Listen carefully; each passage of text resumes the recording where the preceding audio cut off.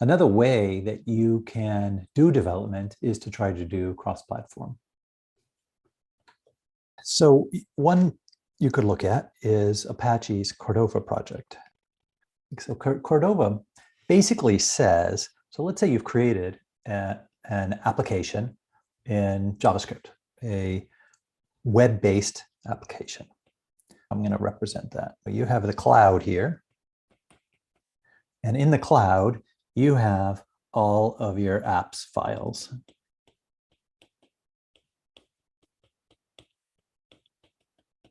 If I look, for instance, at a React application, you would probably have a big .javascript file, right? Because the JavaScript files that you create, your app.js and your various components.js, they all get actually compiled and shrunk together into a single JavaScript file. Same thing is true for your CSS. So all of your separate app.css and so on all get collapsed down into a single .css file.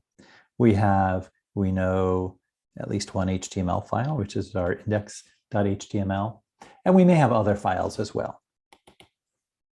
When we're running on a device, this is my phone, what happens? Well, I'm running the browser and files get fetched. We request the HTML file, and then that gets sent back down. And then that requests the JavaScript file and the CSS file and any other files that are necessary. And this all gets rendered into your app. Your app then, as an HTML page, can use HTML APIs. I'm going to say HTML5 because HTML5 is the latest version. So HTML5, for instance, adds support for things like video and audio that weren't there in previous versions of HTML. So you have access to all of HTML5. We can do like video, we can do audio, what else can we do? We can do local storage. This provides a mechanism to save information in the browser for you, more than just cookies, which of course have been supported in HTML for quite some time. If you're using Google Docs, there's an offline mode you can use where you can edit your Google Docs when you're offline, and then when you reconnect, it'll sync. So that data that's being stored of what's being changed is actually stored in local storage. My guess is that the Firestore library, which also works when you are not connected, also has this ability to maintain changes even when you're offline. It also saves that information in local storage. Okay. So this is basically what it looks like. Why is this not sort of a good app from the user's point of view? Why do they actually prefer to go to the App Store rather than using your browser version of your functionality? There are a couple of reasons. One is you have an easy icon to launch this, although admittedly you can save shortcuts to particular web pages in both iOS and Android. Another is you're running in the browser, and the browser has certain UI there that you don't necessarily want to see. The UI there for going to a different page, an address bar, UI for bookmarks, all those sorts of things. So what Apache Cordova says is, let's go ahead and take all these files that you are going and getting from the cloud, and let's put them into an app. And it's an app that is still going to be rendered using browser technology, using an HTML view, but it's not going to actually be in the browser. So both Android and iOS have the ability for any application to go ahead and render a page. That's what Cordova is going to do. Cordova is going to take this and package it up into an app. And then the app gets put on your device. When the app runs, it does not go to the cloud to get the HTML page. It does not go to the cloud to get the JavaScript. It does not go to the cloud to get the CSS. Those are all integrated in the application. What's the advantage of that? Well, you can use it if you're offline, for example, as long as your application isn't going to the cloud anymore. If you had a simple calculator, for example, or a Fahrenheit to Celsius conversion, always a popular beginning programming exercise, then it's self-contained. That application could just run on your phone and never need to go talk to the outside world. Other things that your application could do is it could save information as long as it used HTML5 APIs. So this local storage would still be available, could still do audio, could still do video, those sorts of things. And this can work for both iOS and for Android. So you can package together an iOS app, you could package together an Android app. You're still going to need development tools. So you're still going to need Xcode, for instance, to create an iOS application. Among other things, that's how you sign your application.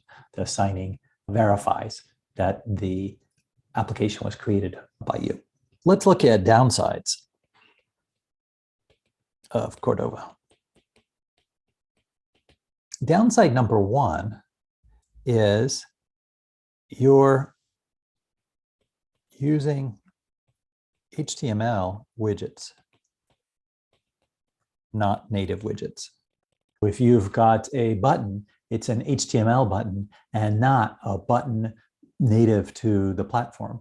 So the application itself isn't going to look quite as native as it might be if you used the native widgets.